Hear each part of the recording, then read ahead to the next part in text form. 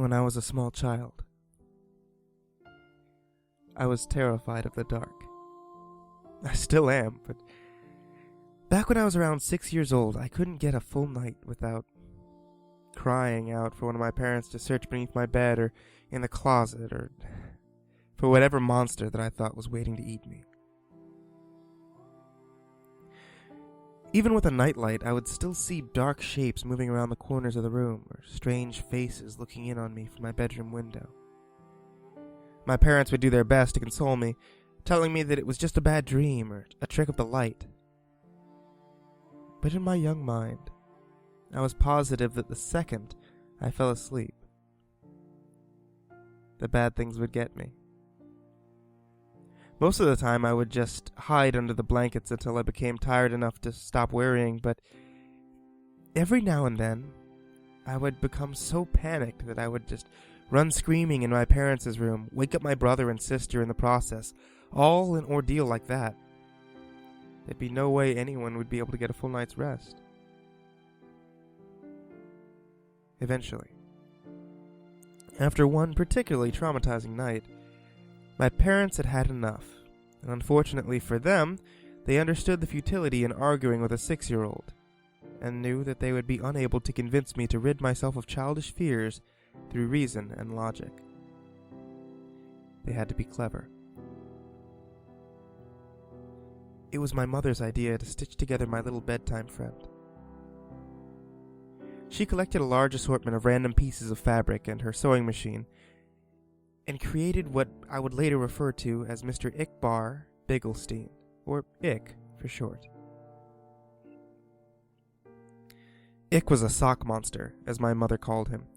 He was made to keep me safe while I slept at night, but by scaring away all the other monsters. He was pretty damn creepy, I had to admit.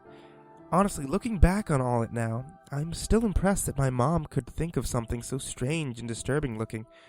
Ickbarr had been stitched together to look like a Frankenstein gremlin with big white button eyes and floppy ears.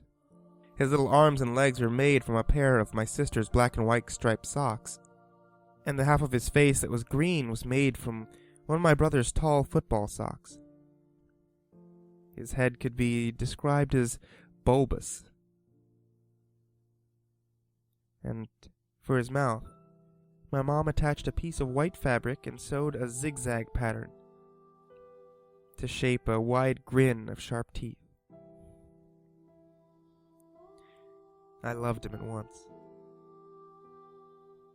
From then on, Ick never left my side. So long as it was after dusk, of course. Ick didn't like the sun and would get upset if I tried to bring him to school with me. But that was okay. I mean, I only needed him at night to keep away the boogeyman, which was what he was good at. So every night, at bedtime, Ick would tell me where the monsters were hiding, and I would place him near the section of my room closest to the spookiness.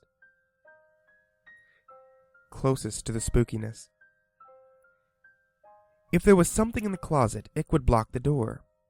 If there was a dark creature scratching at my window, Ick would be pressed up against the glass. If there was a big hairy beast under my bed, then under the bed he went. Sometimes the monsters weren't even in my room. Sometimes they would hide in my dreams, and Ickbarr would have to come with me into my nightmares. It was fun bringing Ick into my dream world, as he and I would spend hours fighting off ghouls and demons. The best part was, in my dreams, Ick could talk to me, for real. How much do you love me? More than anything, I would always tell him. And one night in a dream, after I had lost my tooth, Ick asked me for a favor. Can I have your tooth? What? Why? To help me kill the bad things. The next morning at breakfast, my mom asked me where my tooth went. From what she told me, the tooth fairy didn't find it under my pillow. When I told her that I gave it to Ickbarr, she just shrugged and went back to feeding my little sister. From then on, every time I lost a tooth, I would give it to Ick. He would always thank me, of course, and tell me that he loved me, and eventually, though, I ran out of baby teeth, and I was beginning to get a little too old to still be playing with dolls, so Ick just sat there on my bookshelf collecting dust, slowly fading away from my attention. Over time, the nightmares, however, became worse than ever. So bad that they even began to follow me to the waking world, terrorizing every dark corner or rustling in the bushes. After one particularly bad night, biking home from a friend's house where I swore a pack of rabid dogs were chasing me, I got home to find something strange waiting for me in my room.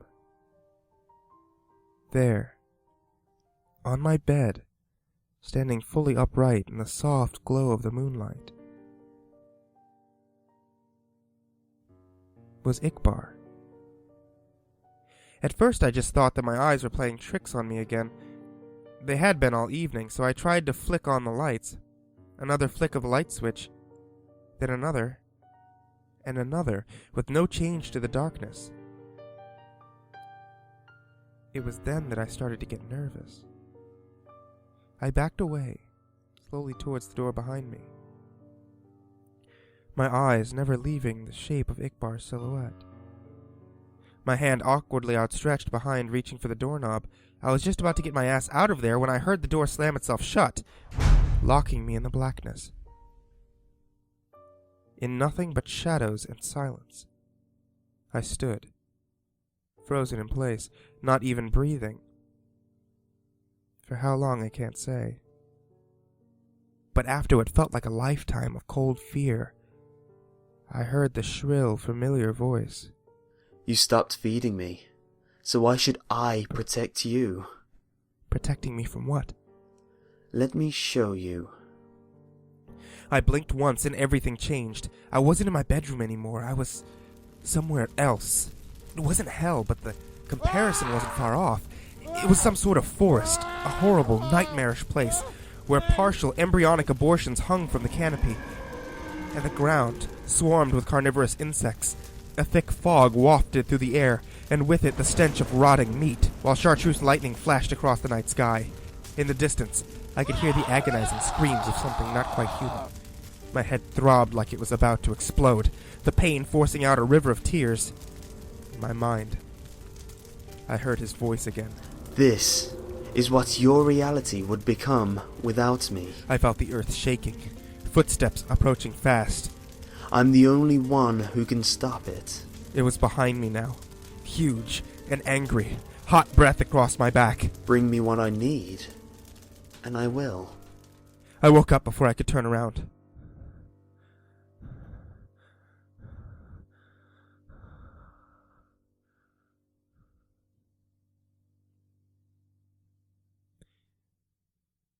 The following day, I raided my parents' closet for my brother's baby teeth, giving them all to Ickbarr.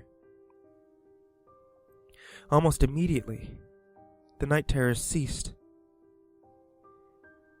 and I was more or less able to go on about my life as normal. From time to time, I would have to sneak into my little sister's room and snatch what was meant for the tooth fairy, or strangle one of the neighborhood cats and pry out its sharp little incisor. Anything to ward off the visions, anything, from a shark-tooth necklace to a cavity ridden bicuspid. I also began to notice that Ick would move about my room whenever I left for any length of time, rearranging my stuff and hanging additional curtains. He was even beginning to look more lifelike somehow. In the right light, his teeth would glisten. He was warm to the touch. As much as he creeped me out, I couldn't work up the courage to just destroy him, knowing perfectly well where that would leave me, so I went on collecting teeth for Ick throughout all of my high school and college. The older I got, the more things I would learn to fear, the more teeth Ick would need to keep me safe. I'm 22 years old now, with a decent job, my own apartment, and a set of dentures. It's been almost a month since Ick's last meal, and the horrors are starting to crowd around me once more.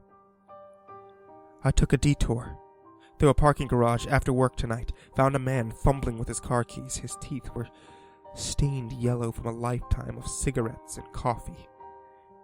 Even still, I had to use a hammer to get that molar out. When I got back to my apartment, he was waiting for me. On the ceiling, in the corner, 2 white eyes and a mouth full of razors. How much do you love me? More than anything. More than anything in the world.